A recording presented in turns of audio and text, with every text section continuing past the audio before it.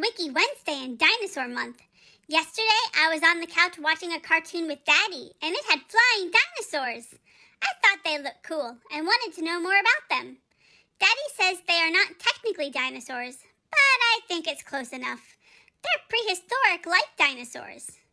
What Pupper Pie says goes.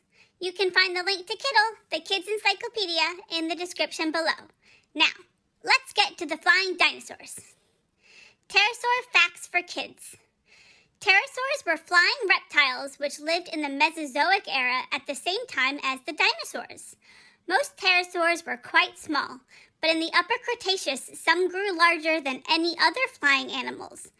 The pterosaur Quetzalcoatlus had a wingspan of up to 40 feet. Pterosaurs are the earliest vertebrates known to have evolved powered flight. Their wings were made from a flap of skin between their bodies and a big fourth finger, sometimes called the wing finger. Pterosaurs were genuine flyers, able to flap or soar. Their bodies were covered with fine hairs, so they were able to regulate their temperature, meaning they were warm-blooded. They are a close sister group to the dinosaurs. I know talking about non-dinosaurs in Dinosaur Month might not be perfectly correct, but I think it's okay. They're cool enough. Pterosaur lifestyle. Food. There are many adaptations of the head and jaws of pterosaurs, so it is quite certain that different forms use different feeding methods, as birds do. Overall, most fossils have been found in marine strata, which suggests that they could fly well over water, and that fish were on the menu for many species. The jaws of fish eaters were long and often held forward-pointing teeth, good for catching fish. Remains of a last fish supper have been found in Pterodon. I hope it was salmon. I like tasty salmon treats. Fossils show that one pterosaur, the Pterodaustro, found in Argentina, had comb-like strainers in its mouth. The pterosaur probably ate by filling its lower jaw with water and pushing the water out of its mouth through the strainers. The strainers could catch any plankton or other small creatures that were in the water, and when the water was gone, the animal could eat what was left. Other species had long, compressed lower jaws, which suggests they were skimmers at the top of the water. The other main item of diet was the insects.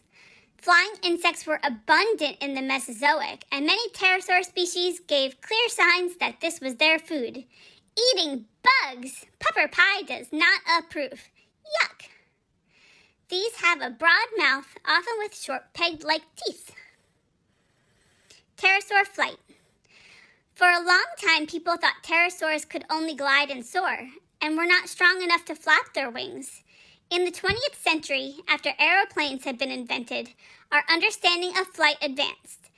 English paleontologists showed that pterosaurs could fly, and Tilly Edinger showed that by the end of the Jurassic, pterosaur brains were more like that of modern birds than of Archaeopteryx.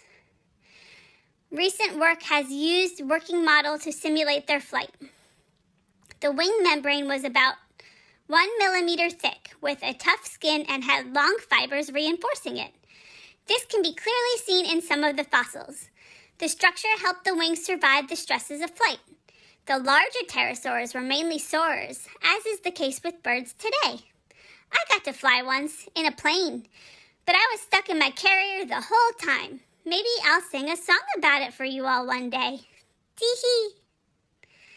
Many pterosaurs moved on the ground had been something of a mystery.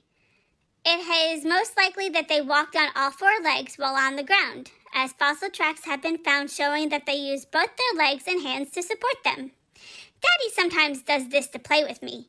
I appreciate it, but he looks silly.